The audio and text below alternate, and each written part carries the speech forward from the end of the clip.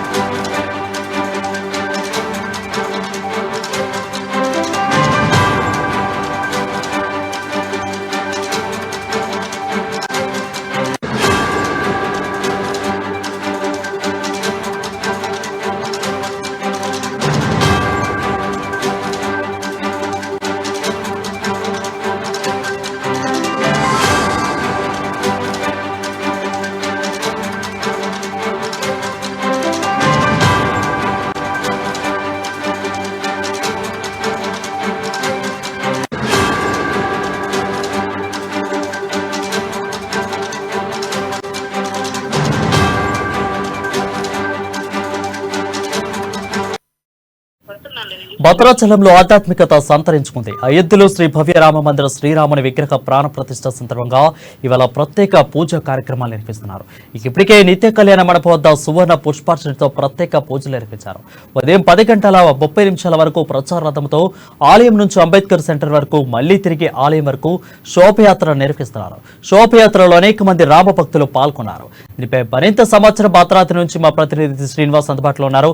శ్రీనివాస్, చెప్పండి. చిన్న రాములూరుగా పిలుచుకునే రామాలయంలో భద్రాచలంలో ఏ విధంగా ఈ రోజు కార్యక్రమాలు చేస్తున్నారు?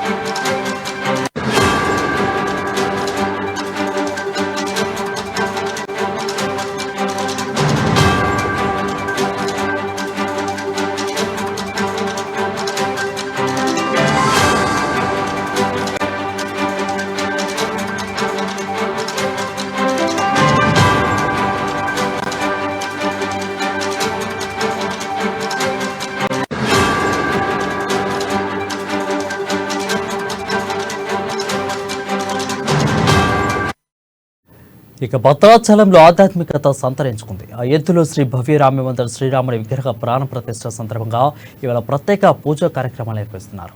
ఇప్పటికే నిత్య కళ్యాణ మండపం వద్ద సువర్ణ పుష్పార్చనలతో ప్రత్యేక పూజను ప్రారంభించారు. ఉదయం 10:30 వరకు ప్రచార రథంతో ఆలయం నుంచి అంబేద్కర్ వరకు తిరిగి మళ్లీ ఆలయం వరకు శోభయాత్ర నిర్వహిస్తున్నారు. శోభయాత్రలో అనేక మంది రామ భక్తులు పాల్గొన్నారు. దీనిపై మరింత సమాచారం భద్రాచలం నుంచి మా ప్రతినిధి శ్రీనివాస్ లైవ్ లో అందుబాటులో ఉన్నారు. శ్రీనివాస్, చెప్పండి. చిన్న రాములూరుగా పిలుచుకునే భద్రాచలంలో ఈరోజు ప్రత్యేక కార్యక్రమాలు. శ్రీనివాస్ గారు మీరు కాబట్టి ఇక్కడ జరుగుతున్నటువంటి యొక్క అయోధ్య బాలరాముడి కార్యక్రమాన్ని పురస్కరించుకొని ఇక్కడ జరుగుతున్నటువంటి విశేషాలు చెప్పండి. జై శ్రీరామ్. శ్రీమతే రామానుజాయ నమ. రామో విగ్రహం ధర్మ అని రాముడు మూర్తించినటువంటి ధర్మస్వరూపుడు. అటువంటి రాముడు త్రేతాయుగంలో అయోధ్యలో మానవ రూపధారి అయి జన్మించి మానవులు ఏ విధంగా తమ జీవితాన్ని నడుచుకోవాలో మనకి ఆయన జీవితం ద్వారా మనకి నేర్పించినటువంటి మహానుభావుడు. ఇక్కడ ఈ భద్రాద్రి ప్రాంతం దక్షిణ అయోధ్యగా ఖ్యాతి పొందినటువంటి ఈ భద్రాద్రి ప్రాంతంలో వారి వనవాస కాలంలో ఇక్కడ నివసించడం జరిగింది. ఈ ప్రాంతంలో వారు విహరించినప్పుడు వారికి కలిగినటువంటి మధురానుభూతి ద్వారా దొరికిన ఆ కొండకి వారు వరమిచ్చి తదుపరి కాలంలో వారిని భద్రుడిగా వారికి మోక్షాన్ని ఇచ్చి ఇక్కడ వైకుంఠం నుంచి మళ్ళీ వచ్చి వైకుంఠ రాముడిగా వారి యొక్క రూపాన్ని మనకి ఇక్కడ దర్శించారు. అటువంటి భద్రాద్రి రాముడికి ఆలయాన్ని నిర్మించినటువంటి భక్త రామదాసు గారి యొక్క 10వ తరం వారసుని. నా పేరు కంచెల శ్రీనివాసరావు. మేము భద్రాద్రి కొత్తగూడెంలో నివసిస్తున్నాము. ఈ ఇప్పుడు అయోధ్యలో మనము 500 సంవత్సరాలుగా ఎదురు చూస్తున్నటువంటి ఈ మహోత్తర కార్యక్రమాన్ని ఈ రోజు మనం మన అత్యంత ఆనందోత్సవాలతోటి నిర్వహించుకుంటున్నాము. అనేక కార్యక్రమాలు, అన్ని రకాలైనటువంటి సంస్థలు కూడా మనకి ముందుకొచ్చి నిర్వహిస్తున్న ఈ కార్యక్రమాల్లో మనం లైవ్ లో కూడా చూడబోతున్నాము. అటువంటి కార్యక్రమాన్ని పురస్కరించుకొని దక్షిణ అయోధ్య అయినటువంటి భద్రాచలంలో కూడా ఈ రోజు ఉదయం నుంచి అనేక కార్యక్రమాలు నిర్వహిస్తున్నారు. అదే విధంగా రాముడి యొక్క ఊరేగింపు కార్యక్రమం ఇప్పుడే బయలుదేరి వెళ్ళింది. తర్వాత మనకి ఇక్కడ ఆలయంలో అనేక సాంస్కృతిక కార్యక్రమాలు నిర్వహిస్తున్నారు. అదేవిధంగా సాయంత్రం దీపోత్సవంతో పాటు ఈ కార్యక్రమాలు నిర్వహిస్తున్నారు. ఇక్కడ అయోధ్యలో ఏ విధంగా అయితే ఉత్సవాలు నిర్వహిస్తున్నారో ఇక్కడ భద్రాద్రిలో రామదాసు గారు గత 350 సంవత్సరాల క్రితమే ఇక్కడ ఆలయాన్ని నిర్మించి ఇక్కడ నిర్వహిస్తున్నటువంటి ఉత్సవాలన్నీ కూడా దేశవ్యాప్తంగా ఇక్కడ ఏ విధంగా జరుగుతాయో ఆ విధమైనటువంటి కార్యక్రమాలే దేశంలో మనకి ప్రాచుర్యంలోకి వచ్చాయి. ఎందుకంటే 500 సంవత్సరాల క్రితం నుంచే మనకి అయోధ్య రాముడు ఉన్నాడు అని తెలుసు, కానీ అక్కడ ఏ విధమైన కార్యక్రమాలు జరగటం లేదు. మనం ఇప్పుడు లైవ్ లో మనం ఈ రోజు నుంచి మనం ఆ కార్యక్రమాలు నిర్వహించుకునేందుకు సమాప్తం అవుతున్నాం. కాబట్టి మనకి రాముడికి ఏ కార్యక్రమం జరిగినా అది భద్రాద్రి నుంచే మొదలైనటువంటి కార్యక్రమాలుగా మనం ఇక్కడ మనం నిర్వహించుకుంటూ ఉన్నాము. అటువంటి కార్యక్రమాన్ని మనకు నిర్వహించుకోవడం అనేది మన ఆనందోత్సవాలతోటి ఇక్కడ నిర్వహించే కార్యక్రమాల్లో పాల్గొనడం అనేది మన భాగ్యంగా భావిస్తూ ఉన్నాము. ప్రపంచ వ్యాప్తంగా కూడా ఈ రోజు రాముడి యొక్క ఈ దర్శనం కోసం ఎదురు చూస్తూ ఉన్నటువంటి ప్రజానికాలందరికీ కూడా భద్రాచలంలో జరుగుతున్న కార్యక్రమం ద్వారా, అదేవిధంగా రామదాసు యొక్క వారసునిగా భక్త రామదాసు ట్రస్ట్ కొత్తగూడెం వారి ద్వారా వీళ్ళందరికీ కూడా నేను హృదయపూర్వక శుభాకాంక్షలు తెలియజేస్తూ ఉన్నాను. జై శ్రీరామ్. అంటే ఇప్పుడు భద్రాద్రి రామాలయం నుంచి మీకు ఏ విధమైన, అంటే కంచర్ల గోపన్న గారి వారసులుగా మీకు ఏ విధమైనటువంటి ఇక్కడ కార్యక్రమాలు జరపబడుతున్నాయి? మీకు ఏ విధమైన ఇక్కడ సౌకర్యాలు, అంటే ఆహ్వానం కానీ ఇలాంటి ఏమైనా ప్రతి సంవత్సరం కూడా జరిగేటువంటి శ్రీరామనవమి కావచ్చు, ముక్కోటి కావచ్చు, ఇతర కార్యక్రమాలకు మీకు ఏ విధమైన ఆహ్వానాలు అందుతున్నాయా? మీకు ఏ విధమైనటువంటి కంచర్ల గోపన్న గారి వారసులుగా ఎలా చూస్తున్నారు మిమ్మల్ని? భద్రాద్రి ఆలయంలో జరిగేటువంటి కార్యక్రమాలైనటువంటి ముఖ్య ఉత్సవాలు శ్రీరామనవమి, ముక్కోటి, తరువాత జరిగేటువంటి ఉత్సవం రామదాసు జయంతి.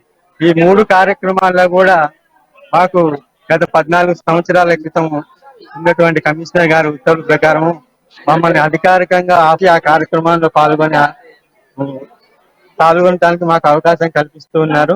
మేము అంతకు ముందు నుంచి మేము కార్యక్రమాల్లో పాల్గొంటున్నప్పటికీ 14 సంవత్సరాల నుంచి అధికారికంగా ఈ ఉత్సవాల్లో పాల్గొని రామదాసు యొక్క వారసునిగా వారి తరఫున మేము రాముడు వారికి పట్టు వస్త్రాలు సమర్పించడమే కాకుండా రామదాసు గారి జయంతి ఉత్సవంలో కూడా వారికి రామదాసు గారికి ఉత్సవాలు ఇక్కడ నేలకొండపల్లిలో కూడా సమర్పించడం జరుగుతుంది.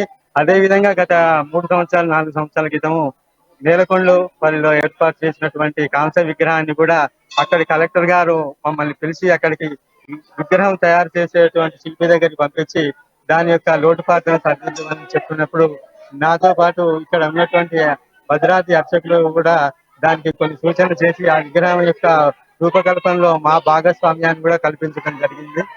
ఈ విధంగా మాకు రామ భద్రాద్రి ఆలయం తోటి రామదాసు ఉన్నటువంటి ఆ, సాన్నిహిత్యాన్ని ముందుకు తీసుకెళ్తూ ఉన్నాం.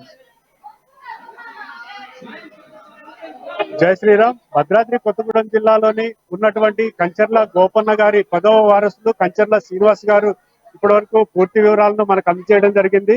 జై శ్రీరామ్. వీడియో జర్నలిస్ట్ గౌస్ తో శ్రీనివాస్, భద్రాద్రి కొత్తగూడెం జిల్లా.